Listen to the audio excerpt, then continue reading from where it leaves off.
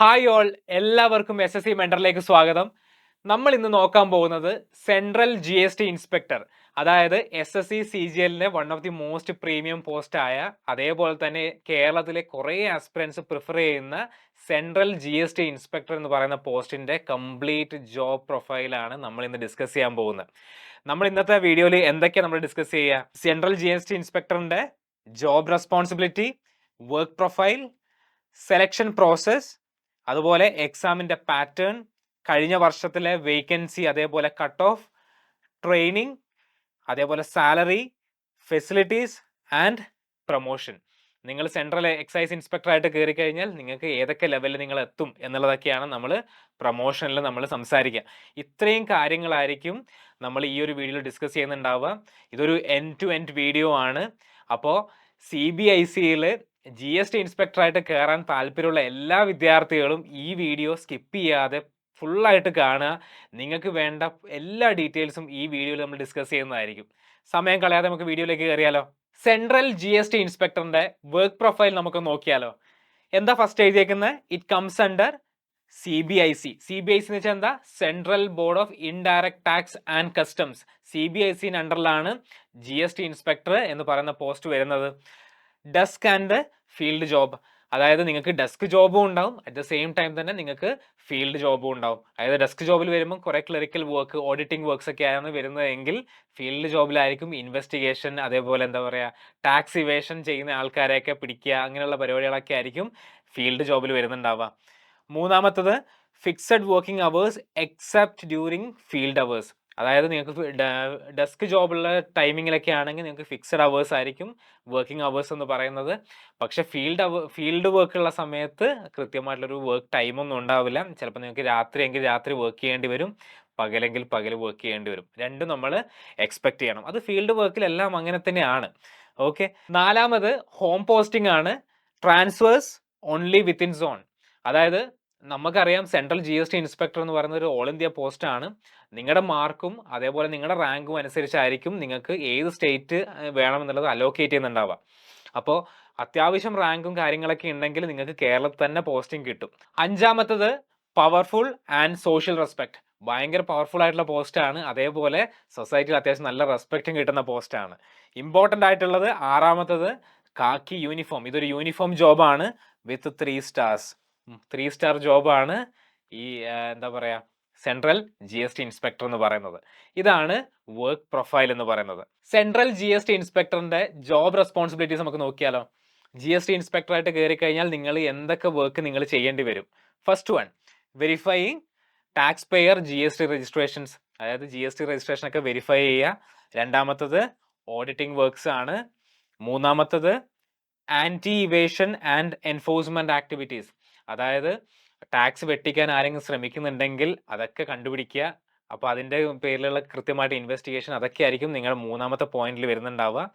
Maintaining records related to investigation and inspections, അതായത് field work ഉണ്ടാവും, അവിടെ തന്നെ ഇൻവെസ്റ്റിഗേഷനും ഇൻസ്പെക്ഷൻസും കാര്യങ്ങളൊക്കെ ഉണ്ടാവും. അപ്പോൾ ഇതിൻ്റെ കൃത്യമായിട്ടുള്ള റെക്കോർഡ് മെയിൻറ്റെയിൻ ചെയ്യുക എന്നുള്ളതാണ് നാലാമത്തെ പോയിന്റ്. അഞ്ചാമത്തത് communication with local police, customs and income tax when needed. അതായത് ആവശ്യമുണ്ടെങ്കിൽ നിങ്ങൾ എവിടെയാണോ പോസ്റ്റ് ചെയ്തത് അവിടുത്തെ ലോക്കൽ പോലീസും അതേപോലെ കസ്റ്റംസും ഇൻകം ടാക്സ് ഒക്കെ ആയിട്ട് കൊളാബ് ചെയ്യുക എന്നുള്ളതാണ് നിങ്ങളുടെ അഞ്ചാമത്തെ പോയിന്റ് എന്ന് പറയുന്നത്. സെലക്ഷൻ പ്രോസസ്സ് നമുക്ക് നോക്കിയാലോ. നമുക്കറിയാം സെൻട്രൽ GST ഇൻസ്പെക്ടർ എന്ന് പറയുന്നത് SSC CGL ഒരു പോസ്റ്റാണ്. SSC CGL എന്ന് വെച്ച് കഴിഞ്ഞാൽ കമ്പൈൻഡ് ഗ്രാജുവേറ്റ് ലെവൽ എക്സാം ആണ്. അപ്പോൾ ഈ ഒരു എക്സാമിലെ ഒരു പോസ്റ്റാണ് എന്ത്? സെൻട്രൽ GST ഇൻസ്പെക്ടർ എന്ന് പറയുന്നത്. ഈ എക്സാമിന് 2 സ്റ്റേജാണ് ഉള്ളത്. ഒന്ന് ടയർ 1 എക്സാം, അത് ക്വാളിഫയിങ് ആയിരിക്കും.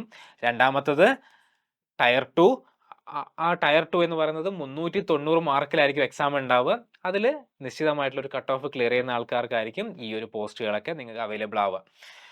ഈ ഒരു എക്സാമിന്, ഈ ഒരു പോസ്റ്റിന് നിങ്ങൾ എന്ത് എഡ്യൂക്കേഷൻ ക്വാളിഫിക്കേഷൻ വേണമെന്നുള്ളത് നോക്കിക്കഴിഞ്ഞാൽ you should be A graduate. ഒരു ഗ്രാജുവേറ്റ് ആയിരിക്കണം ഫ്രം എ റെക്കഗ്നൈസ്ഡ് യൂണിവേഴ്സിറ്റി.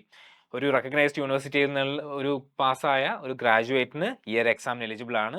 അതേപോലെ ഏജ് ലിമിറ്റ് പറഞ്ഞാൽ 18നും 30 വയസ്സിനും ഇടയിലുള്ള ആൾക്കാർ ഈ ഒരു എക്സാമിന് എലിജിബിൾ ആണ്. നിങ്ങൾ OBC ആണെങ്കിൽ നിങ്ങൾക്ക് 3 വർഷം വരെ റിലാക്സേഷൻ ഉണ്ട്. SC ഓർ ST ആണെങ്കിൽ നിങ്ങൾക്ക് 5 വർഷം ഏജ് റിലാക്സേഷൻ ഉണ്ട്. ക്ലിയർ ആണല്ലോ? എക്സാം പാറ്റേൺ നമുക്ക് നോക്കിയാലോ? അതായത് ഞാൻ പറഞ്ഞു നമുക്ക് ടയർ 1 എക്സാം ഉണ്ട്, അതേപോലെ ടയർ 2 എക്സാം ഉണ്ട്. നമുക്ക് 4 സബ്ജക്റ്റ് ആണ് നമുക്ക് പഠിക്കാനുള്ളത്. ക്വാണ്ടിറ്റേറ്റീവ് ആപ്റ്റിറ്റ്യൂഡ്, അതേപോലെ logical reasoning, English and general awareness. ഈ 4 സബ്ജക്റ്റ് ആണ് നമുക്ക് പഠിക്കാനുള്ളത്.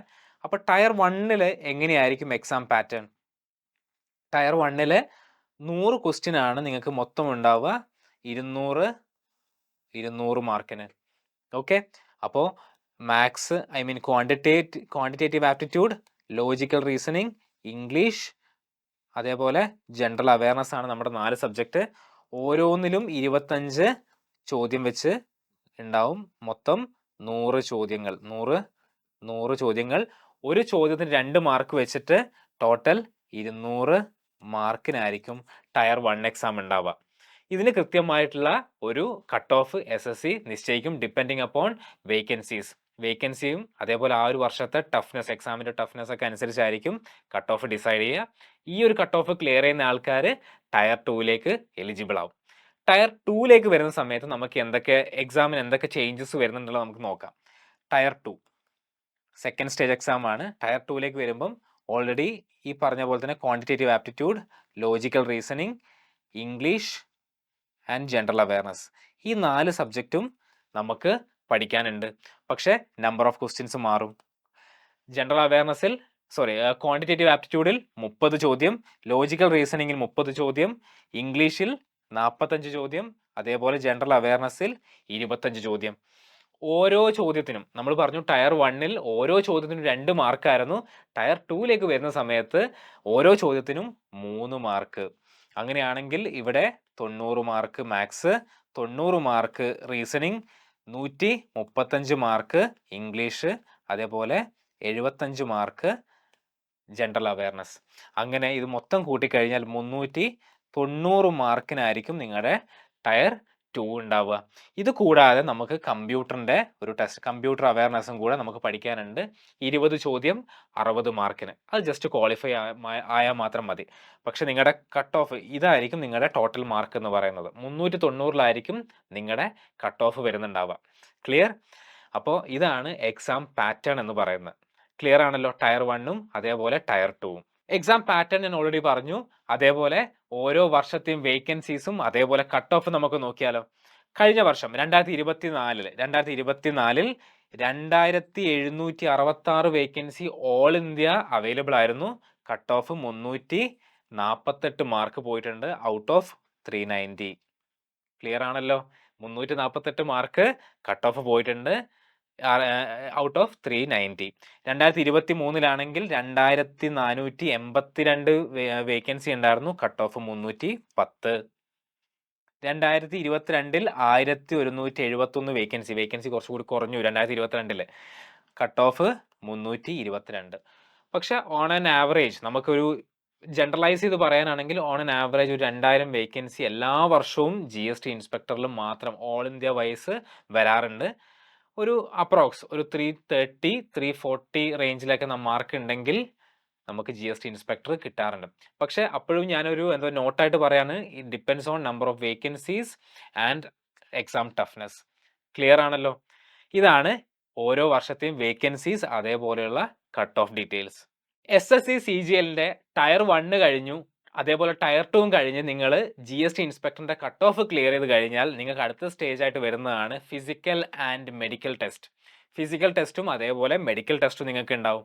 കാരണം ഇതൊരു യൂണിഫോം പോസ്റ്റ് ആണ്. അത്യാവശ്യം minimum standard of physical fitness നിങ്ങൾക്ക് വേണം. അപ്പം നമുക്ക് നോക്കിയാലോ? മെയിൽ ആണെങ്കിൽ ഹൈറ്റ് എത്ര വേണം? മിനിമം 157.5 സെന്റിമീറ്റർ മിനിമം ഹൈറ്റ് വേണം. ഫീമെയിൽ ആണെങ്കിൽ അത് 152 സെന്റിമീറ്റർ മതി. അതേപോലെ ചെസ്റ്റ് എത്ര വേണം? 81 സെന്റിമീറ്റർ വേണം. ഗേൾസിന് അതൊന്നും പറയുന്നില്ല. വെയിറ്റ് മെയിലിന്റെ വെയിറ്റ് ഇവിടെ ഒന്നും പറയുന്നില്ല. പക്ഷെ ഫീമെയിലിന് മിനിമം 48 kg വെയിറ്റ് ഉണ്ടാവണം. പിന്നെ അത് കഴിഞ്ഞാൽ നമുക്ക് 2 കാര്യങ്ങളാണ് നമുക്ക് ചെയ്യാനുണ്ടാവുക. വാക്കിംഗ് അതേപോലെ സൈക്ലിംഗ്. ഇത് രണ്ടും 2 ടാസ്ക് ആണ്. വാക്കിംഗ് ആണെങ്കിൽ മെയിലിന് 1.6 കിലോമീറ്റേഴ്സ് ഇൻ 15 മിനിറ്റ്സ് 15 മിനിറ്റ് കൊണ്ട് 1.6 കിലോമീറ്റർ നടക്കണം. അറ്റ് ദ സെയിം ടൈം ഫീമെയിലിലേക്ക് വരികയാണെങ്കിൽ 20 മിനിറ്റ് കൊണ്ട് 1 കിലോമീറ്റർ നടക്കുക. ഇത് രണ്ടുമാണ് മെയിലിന്റെയും ഫീമെയിലിന്റെയും വാക്കിങ്ങിന്റെ കേസിലുള്ള ക്രൈറ്റീരിയ എന്ന് പറയുന്നത്. ഇനി രണ്ടാമത്തെ ടാസ്ക് എന്ന് പറയുന്നത് സൈക്ലിംഗ് ആണ്. സൈക്ലിങ്ങിൽ മെയിലിന് 8 കിലോമീറ്റേഴ്സ് സൈക്കിൾ ചെയ്യണം ഇൻ 30 മിനിറ്റ്സ്. അതേപോലെ ഫീമെയിലിനാണെങ്കിൽ 3 കിലോമീറ്റേഴ്സ് സൈക്കിൾ ചെയ്താൽ മതി ഇൻ 25 മിനിറ്റ്സ്. ക്ലിയർ ആണല്ലോ? ഇതാണ് ഫിസിക്കൽ ടെസ്റ്റ് എന്ന് പറയുന്നത്. അടുത്തതായിട്ട് നിങ്ങൾക്ക് ഫിസിക്കൽ ടെസ്റ്റിന്റെ കൂടെ തന്നെ ഉള്ളതാണ് മെഡിക്കൽ ടെസ്റ്റ് എന്ന് പറയുന്നത്. നിങ്ങളുടെ ഐസൈറ്റ് അവർ ചെക്ക് ചെയ്യും. നിങ്ങൾക്ക് 6/6 വിത്ത് ഓർ വിത്തൗട്ട് സ്പെക്സ് കാഴ്ച വേണം, വിഷൻ. പക്ഷേ colour blindness is not allowed. Colour blindness allow ചെയ്യില്ല. പിന്നെ അതേപോലെ നിങ്ങളുടെ നിങ്ങളുടെ ബ്ലഡ് ടെസ്റ്റ് ഒക്കെ ചെയ്യുന്നുണ്ടാവും. അത്യാവശ്യം നല്ല രീതിയിലുള്ള ഒരു മെഡിക്കൽ ടെസ്റ്റ് നിങ്ങൾക്ക് നടത്തുന്നുണ്ടാവും. ക്ലിയർ ആണെന്ന് വിചാരിക്കുന്നു. അടുത്തതായിട്ട് സെൻട്രൽ GST ഇൻസ്പെക്ടറിന്റെ ട്രെയിനിങ് നമുക്ക് നോക്കിയാലോ. 2 to 3 months ആണ് നിങ്ങൾ ജോയിൻ ചെയ്ത് കഴിഞ്ഞാൽ നിങ്ങൾക്ക് ട്രെയിനിങ് ഉണ്ടാവുക. എവിടെ വെച്ച് ട്രെയിനിങ് ഉണ്ടാവും? NACAN വെച്ചിട്ടായിരിക്കും നിങ്ങളുടെ ട്രെയിനിങ് ഉണ്ടാവുക. NACAN എന്ന് വെച്ചാൽ എന്താ? National academy of customs, indirect tax and narcotics. അപ്പോൾ NACAN വെച്ചിട്ടായിരിക്കും നിങ്ങൾക്ക് ട്രെയിനിങ് ഉണ്ടാവുക. 2 to 3 മാസം വരെ ട്രെയിനിങ് ഉണ്ടാവും. അപ്പോൾ അവിടെ വെച്ച് നിങ്ങൾക്ക് എന്തൊക്കെയാണ് ട്രെയിനിങ് തരിക? എക്സൈസ്, അതേപോലെ GST and customs laws and acts. അതുപോലെ ലോസിനെ കുറിച്ച് എക്സൈസ്, അതുപോലെ GST അല്ലെങ്കിൽ കസ്റ്റംസ് റിലേറ്റഡ് ആയിട്ടുള്ള ലോസും ആക്ട്സിനെ കുറിച്ചിട്ടുള്ള അവയർനെസ് നിങ്ങൾക്ക് തരും. രണ്ടാമത്തത് ആംസ് ട്രെയിനിങ്, ആംസ് യൂസ് ചെയ്യാനുള്ള ട്രെയിനിങ് നിങ്ങൾക്ക് തരും. മൂന്നാമത്തത് നിങ്ങൾക്ക് ഫീൽഡ് ട്രെയിനിങ് ഉണ്ടാവും. അതായത് ഏതെങ്കിലും ഒരു പോസ്റ്റിൽ നിങ്ങളുടെ അലോക്കേറ്റ് ചെയ്യും. അപ്പോൾ എങ്ങനെയാണ് ഫീൽഡ് വർക്ക് നടക്കുന്നത്, എങ്ങനെയാണ് ഇൻസ്പെക്ഷൻസ് നടക്കുന്നത്, എങ്ങനെയാണ് ഇൻവെസ്റ്റിഗേഷൻസ് നടക്കുന്നത് എന്നുള്ളതൊക്കെ നിങ്ങൾക്ക് അവിടെ വെച്ചിട്ട് പഠിപ്പിച്ചു തരും. അതേപോലെ നാലാമത്തത് സോഫ്റ്റ് സ്കിൽസ് ആണ്. ഇതുപോലെ 4-5 കാര്യങ്ങളൊക്കെ ആയിരിക്കും ഈ ഒരു 2-3 മാസം കൊണ്ട് നിങ്ങളെ പഠിപ്പിക്കുന്നുണ്ടാവുക. നിങ്ങളെ കറക്റ്റായിട്ട് നല്ല എക്യൂപ്പ് ചെയ്തിട്ടായിരിക്കും നിങ്ങൾ പുറത്തിറങ്ങുന്നുണ്ടാവുക. സെൻട്രൽ GST ഇൻസ്പെക്ടറിന്റെ സാലറി ഡീറ്റെയിൽസ് നമുക്ക് നോക്കിയാലോ. നമുക്കറിയാം SSC CGL വഴിയാണ് സെൻട്രൽ GST ഇൻസ്പെക്ടറിന്റെ റിക്രൂട്ട്മെന്റ് നടക്കുന്നത്.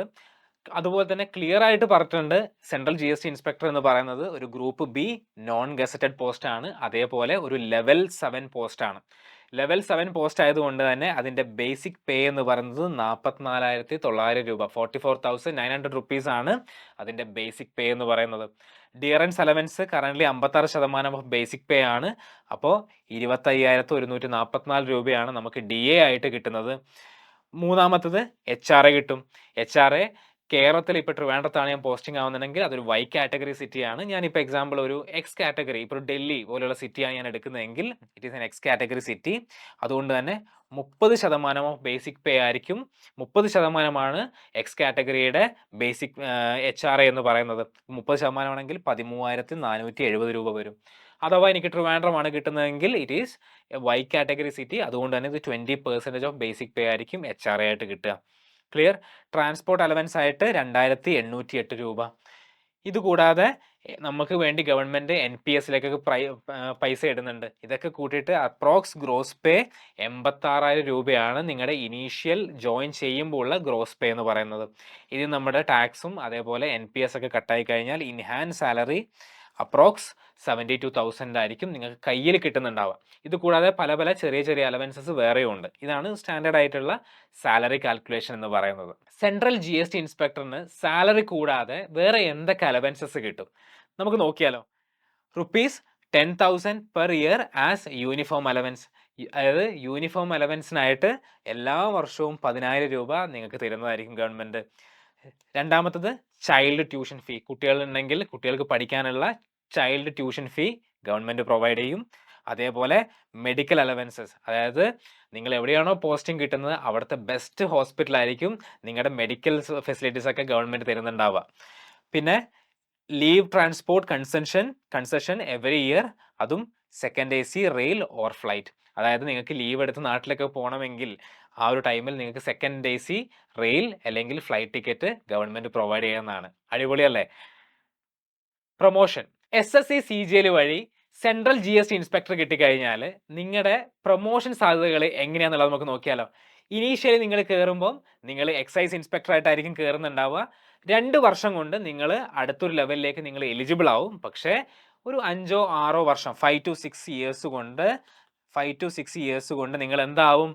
സൂപ്രണ്ടന്റ് ആയിട്ട് അടുത്ത ലെവലിലോട്ട് നിങ്ങൾ കയറും. സൂപ്രണ്ടന്റ് എന്ന് പറയുന്നത് it is A gazetted post ആണെന്നുള്ളത് ഓർത്തു വെക്കുക. എക്സൈസ് ഇൻസ്പെക്ടർ നോൺ ഗസറ്റഡ് ആണ്. 5-6 വർഷത്തിന് ശേഷം നിങ്ങൾ എന്താവും? സൂപ്രണ്ടന്റ് ആയിട്ട് നിങ്ങൾ കയറും. അത് കഴിഞ്ഞാൽ നിങ്ങൾക്ക് അടുത്ത സ്റ്റേജ് ആണ് അസിസ്റ്റന്റ് ഓർ ഡെപ്യൂട്ടി കമ്മീഷണർ എന്ന് പറയുന്നത്. അസിസ്റ്റന്റ് ഓർ ഡെപ്യൂട്ടി കമ്മീഷണർ എന്ന് പറയുന്നത് അടുത്ത സ്റ്റേജ്. ഇതൊരു IRS കാഡർ ജോബാന്നുള്ളത് ഓർത്തു വെക്കുക.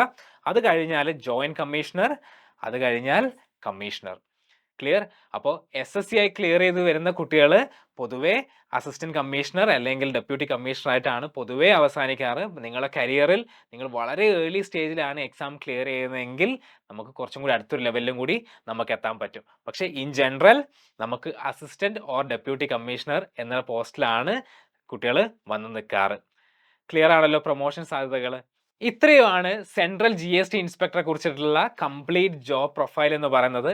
ഈ വീഡിയോ നിങ്ങൾക്ക് ഇഷ്ടപ്പെട്ടെങ്കിൽ ഈ വീഡിയോ നിങ്ങൾ എന്ത് ചെയ്യണം? നിങ്ങളുടെ ഫ്രണ്ട്സിന് ഷെയർ ചെയ്ത് കൊടുക്കുക. അതേപോലെ തന്നെ ഇതുപോലുള്ള ഇൻഫോർമേറ്റീവ് വീഡിയോസ് കിട്ടാനായിട്ട് SSC മെൻറ്ററിൻ്റെ യൂട്യൂബ് ചാനൽ സബ്സ്ക്രൈബ് ചെയ്യുക. അതേപോലെ SSC അതുപോലെ RRB റിലേറ്റഡ് ആയിട്ടുള്ള ഫ്രീ മെറ്റീരിയൽസ് ഒക്കെ കിട്ടാനായിട്ട് അല്ലെങ്കിൽ എക്സാമിൻ്റെ കറക്റ്റ് നോട്ടിഫിക്കേഷൻസ് കറക്റ്റ് ടൈമിൽ നിങ്ങളിലേക്ക് എത്താൻ വേണ്ടിയിട്ട് SSC മെൻറ്ററിൻ്റെ ടെലഗ്രാം ചാനൽ നിങ്ങൾ ജോയിൻ ചെയ്യുക. ഇതേപോലെയുള്ള ഇൻഫോർമേറ്റീവ് കണ്ടന്റ് ആയിട്ട് നമുക്ക് അടുത്ത വീഡിയോയിൽ കാണാം. Thank you so much.